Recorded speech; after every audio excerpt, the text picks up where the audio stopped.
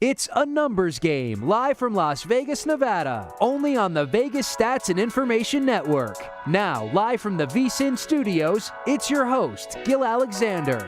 Back on a numbers game here at VSiN, Gill Alexander on the phone with Warren Sharp from Sharp Football Analysis, SharpFootballStats.com, Evan Silva from Rotoworld. Give us a bit of an X's and O's and a fantasy perspective on the Week 1 NFL slate. And in studio with me, my buddy, professional bettor, Bill Krackomberger. You know him as the Crack Man. And before Bill came on set, I was thinking to myself for weeks now, I was like, oh, I can't wait to tell Bill that his props guy emailed me and said he's giving away too much stuff on the show. But before I could even get to that, you're like, oh, my props guy is telling me I shouldn't give away too much to yourself either. He's like one of those socially inept geniuses, you know?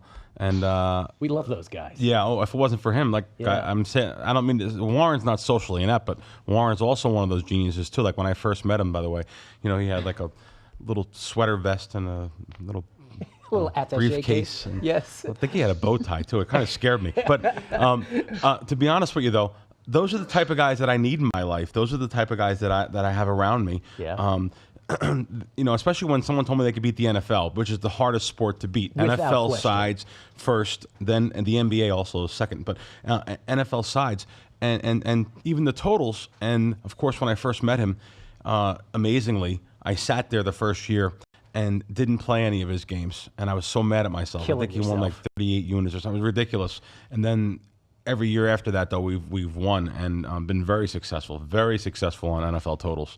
But going back to Jim, yeah, you know, he's one of those analytics, data, algorithm, driven guys, and he doesn't like when I talk about anything on air. Yeah. I've done a couple dozen radio shows coast to coast, and he gets a little upset. He goes, why are you giving the public this information? There's no reason to do that, you know?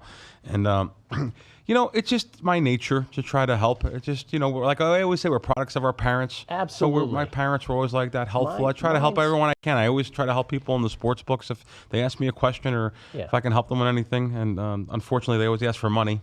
And the truly good stuff, let's be honest, we probably won't say on air, right? Like if you had some I say it. You would still say it. Yes.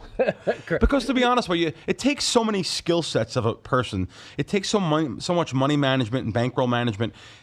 Most people can't do it anyway. Right. I can give you the keys to the city. It's amazing that alcohol becomes part of the game. Yeah. Ego becomes part of the game. They love to say, hey, I did it. Bill Krackomberger doesn't like to say that he did it.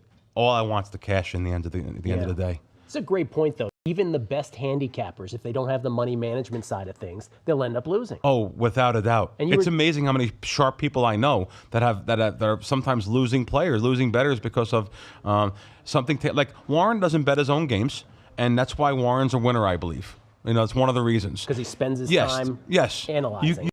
Maybe a little emotion gets involved if you start betting the games yourself. Mm-hmm. So that's just one little key thing. And you said something off air, which I think is the best piece of advice we can give. Don't bet your entire bankroll on Week 1 in the NFL, for God's sake. It's amazing how it's going to happen anyway. People love the NFL. They get so pumped up. You should have less than 1/10% of your cumulative bankroll on the NFL on a Sunday. But unfortunately, I know that doesn't happen. It's the Vegas and the party time. Here's kickoff. That's right. Think about it. When the kickoff happens here at 10 a.m. On even tonight, but more so 10 a.m. Sunday, everyone claps. Yeah. Imagine they're laying 11-10 and they're clapping. Wow. What a business. What a business. Yes, bookmaking thing's going to catch on one day, isn't it? Wow. Warren, I think that was a love letter from Bill, by the way, at some point in there. Oh. Well, yeah, no, I mean, we've been working for a while together, and he's exactly right on one key element. My specialty is putting in the work for coming up with the games that we want to get on. And it's a waste of my time and a waste of my skills to spend enough time that's required to search out and hunt and peck for the right lines and get them at the right numbers.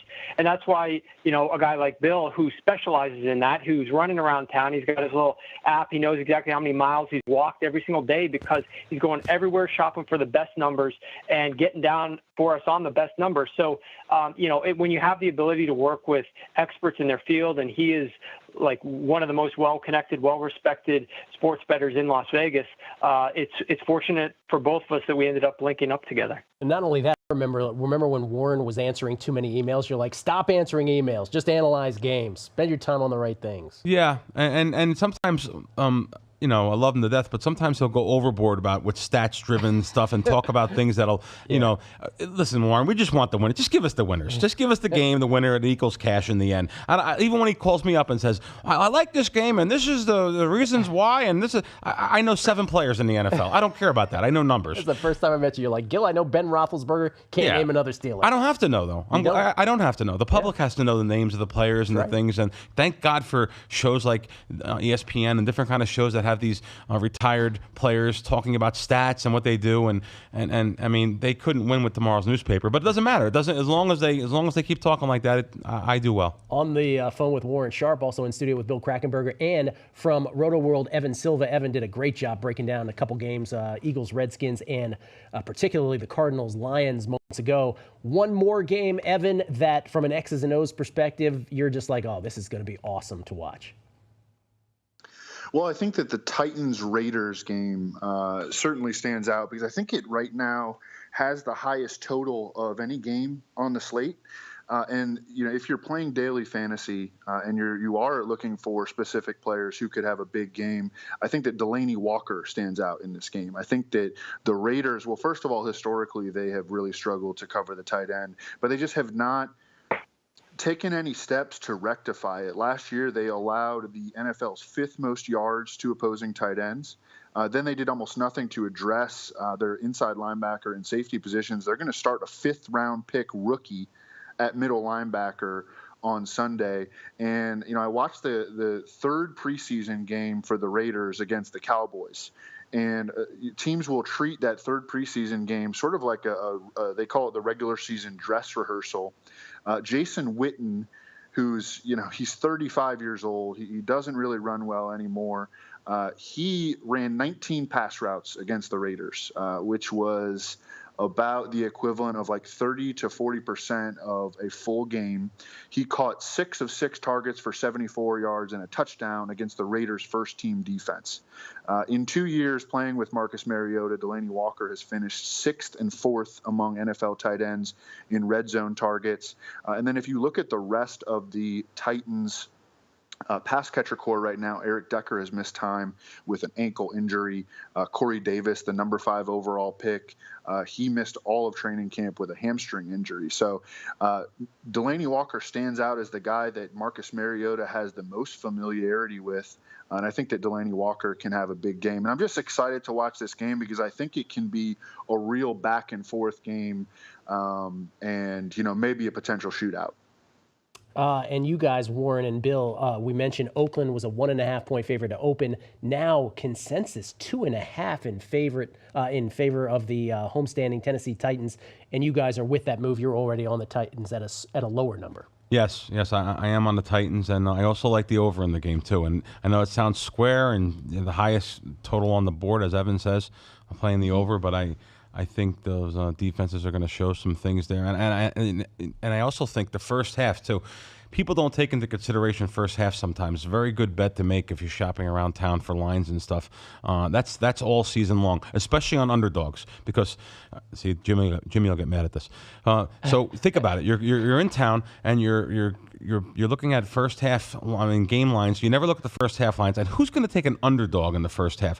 Who's going to take the Kansas City Chiefs in the first half? It's just not going to happen. People are going to take New England in the first half. So you look for those extra points. There's 6s around town. There might be a 6.5 tonight.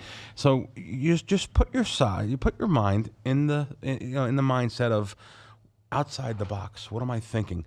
Well, look what the public's doing. Look what they're rooting for. Look what they have. They all have. I want the side of the bookmaker. The side of the bookmaker will be the Kansas City Chiefs in the first half. You can guarantee it. It is a great point. The derivative bets oftentimes far more sharp than the actual game lines themselves. Yes, Jorge? A perfect example of that is the Super Bowl. Had you taken the underdog, you would have won a ton of money based on the score and based on what happened. Granted, what happened at the end was totally different, but the underdog was leading at halftime. Absolutely. For me, the bet in the Super Bowl was the Patriots money line. Never in doubt, by the way. But the reason that was my only bet in the Super Bowl was because the betting patterns of a Super Bowl are a little different than everything else, actually a lot different. And so the money line on the favorite is artificially muted in that kind of thing. But that's a one-off thing with the Super Bowl. We won't see that kind of money line on a favorite based on a point spread during the regular season. Evan, appreciate it. I know you got to run. Evan Silva from Rotoworld. We'll do this again next Thursday, sir, if you're down. Thanks so much for having me, guys. All right. Evan Silva, senior football editor over at Rotoworld. Bill Krackomberger, Warren Sharp, they're not going anywhere. After the break, going to ask them my final questions that I'm repurposing from my Megapod. The games that they would stay away from a side's perspective. Which are the ones that have too much volatility in potential outcomes to make a play on? And which is the big favorite, in their opinion, most likely to lose outright? And maybe what matchup, unit by unit, Warren sees as the most interesting or most dominant, or I should say, biggest mismatch coming up this weekend. All of that on the way, a numbers game at VSiN Week 1 NFL. This is a numbers game with Gill Alexander on Sirius XM 204.